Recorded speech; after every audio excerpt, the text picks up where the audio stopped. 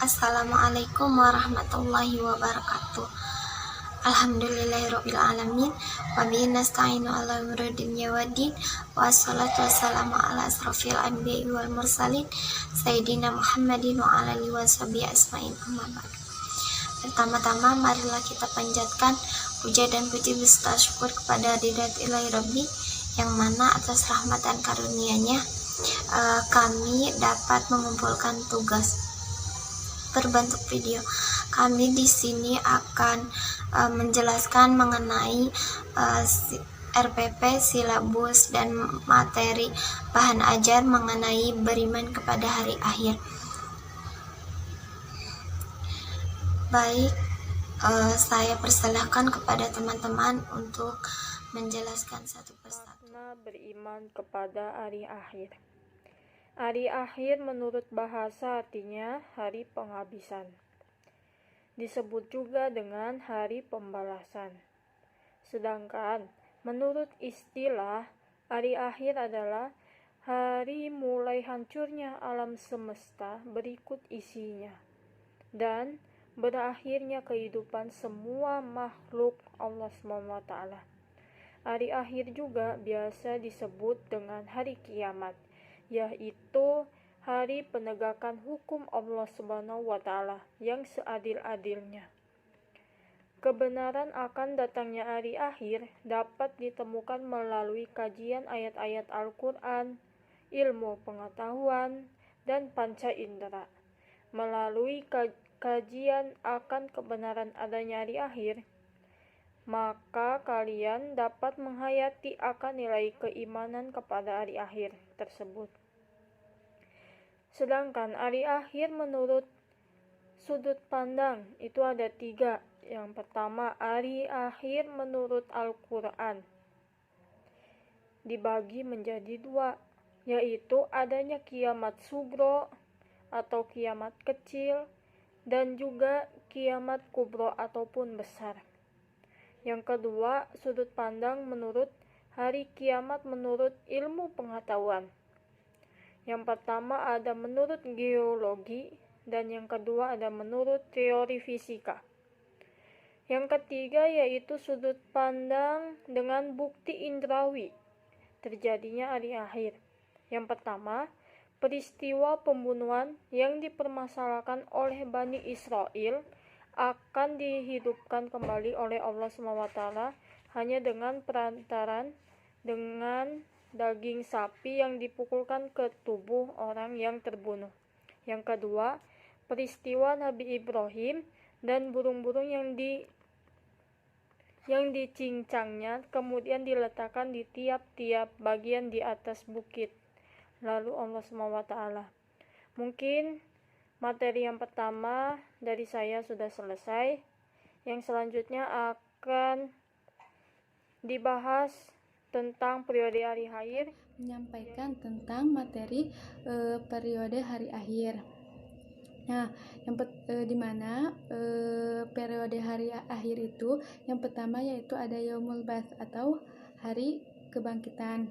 Nah, di mana pada hari kebangkitan ini sesudah hancur dan musnahnya alam semesta termasuk manusia, maka terjadilah hari kebangkitan atau Yaumul Ba'ts, di mana hari kebangkitan adalah proses dibangkitkannya seluruh makhluk hidup di alam kubur.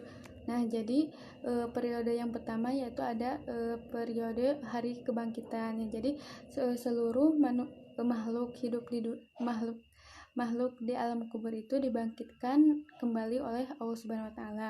Kemudian yang kedua yaitu ada Yaumul Hars atau hari perkumpulan. Nah, Yaumul Hars itu adalah hari berkumpulnya manusia setelah dibangkitkan dari kuburannya masing-masing. Nah, kemudian semua manusia itu digiring ke tempat yang lebih luas yaitu padang mahsyar atau tempat berkumpulnya. Nah, sesudah melewati hari kebangkitan, maka yang kedua yaitu ada hari perkumpulan ya. Kemudian setelah itu yang ketiga yaitu ada buku catatan. Nah, di mana setiap manusia di alam mahsyar ya pasti mempunyai buku catatan atau kitab perjalanan hidupnya. yang sudah dicatat oleh malaikat Raqib dan malaikat Atid, di mana tugas dari malaikat Raqib dan Atid itu yaitu mencatat amal baik dan buruk. Nah, maka catatan ini berisi semua perbuatan dan perkataan manusia sewaktu hidup di dunia. Nah, kemudian yang keempat yaitu ada Yaumul Hisab atau Yaumul Mizan. Nah, Yaumul Hisab ini adalah hari ketika Allah Subhanahu wa taala memperlihatkan semua amalan di akhirat untuk dihisab. Segala dosa besar dan kecil dihitung dengan seksama dan teliti. Nah, ketika amalan mereka dihitung, anggota tubuh mereka ikut menjadi saksi, baik itu mata, hidung, telinga, dan lain sebagainya. Jadi, Yaumul Hisab dan Yaumul Mizan itu adalah hari Yaumul Hisab yaitu hari perhitungan, dan kemudian Yaumul Mizan itu adalah hari pertimbangan. Nah, setelah itu kemudian akan melewati Asyirat ya. Asyirat adalah jembatan yang terbentang di atas neraka menuju surga. Nah, mudah atau sulitnya melewati Asyirat itu tergantung kepada amal setiap manusia. Maka jika amal kita baik atau bagus ya, baik, maka kita akan dimudahkan oleh Allah untuk melewati Asyirat tersebut. Sebaliknya jika amal kita jelek, maka kita akan lambat atau terjerumus ke dalam neraka. Nah, kemudian yang keenam yaitu Yaumul Jaza. Nah, Yaumul Jaza yaitu suatu hari ketika semua makhluk manusia akan menerima balasan Allah Subhanahu wa taala. Nah, balasan yang diterima seseorang sesuai dengan amalan selama ia hidup di dunia. Jadi Yaumul Jaza itu adalah hari pembalasannya. Ya, maka pertemuan selanjutnya yaitu akan menyampaikan pembahasan tentang hakikat kepada hari akhir. Beriman kepada hari akhir.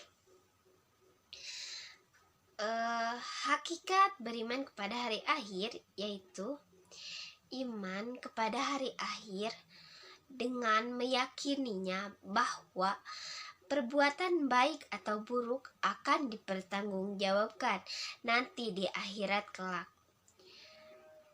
Keimanan kepada hari akhir harus dijadikan landasan utama untuk menyadarkan bahwa kita sebagai umat manusia, sebagai umat Islam harus taat kepada Allah Subhanahu wa taala.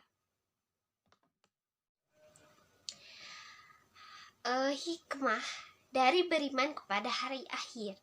Yang pertama yaitu muncul rasa kebencian yang amat dalam kepada kemaksiatan dan kebejatan atau moral yang mengakibatkan murka Allah Subhanahu wa taala di dunia dan di akhirat.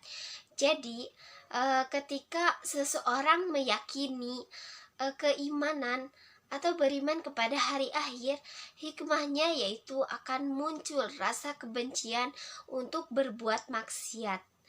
Karena di akhirat kelak akan dipertanggungjawabkan apa yang telah diperbuat di dunia. Yang kedua, hikmah dari beriman kepada hari akhir yaitu menyejukkan dan menggembirakan hati orang-orang mukmin dengan segala kenikmatan akhirat yang sekali tidak dirasakan di alam dunia. Jadi, orang yang telah beriman kepada hari akhir akan menyejukkan hatinya akan selalu senang bahwa di akhirat kelak akan mendapat kenikmatan yang hakiki yang tidak ada di dunia. Yang selanjutnya, hikmah dari beriman kepada hari akhir yaitu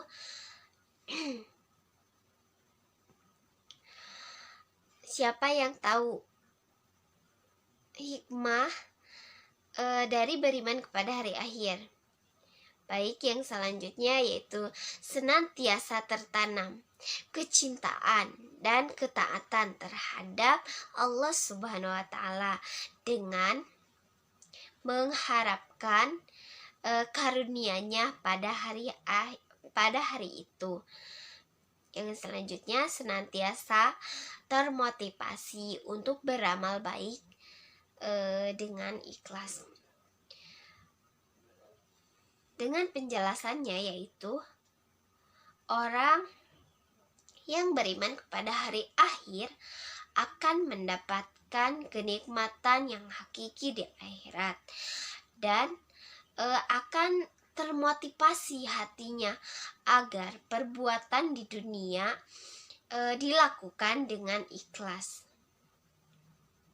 Semoga kita termasuk ke dalam golongan orang yang selalu senantiasa ikhlas dalam melakukan sesuatu di dunia ini. Yang selanjutnya, orang yang senantiasa beriman kepada hari akhir akan mendapatkan hikmah, yaitu senantiasa menghindari niat-niat buruk apalagi melaksanakannya. Contohnya, dia itu mempunyai niat mencuri. Setelah beriman kepada hari akhir, dia akan senantiasa sadar atau menyadari bahwa mencuri itu tidak boleh atau dilarang oleh Islam. Jadi kalian tahu menipu itu tidak boleh dan dilarang Islam.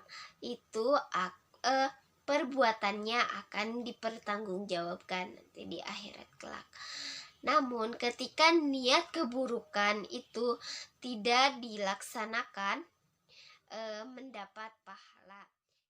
Mungkin sekian yang dapat saya sampaikan tentang hakikat beriman kepada hari akhir dan hikmah beriman kepada hari akhir.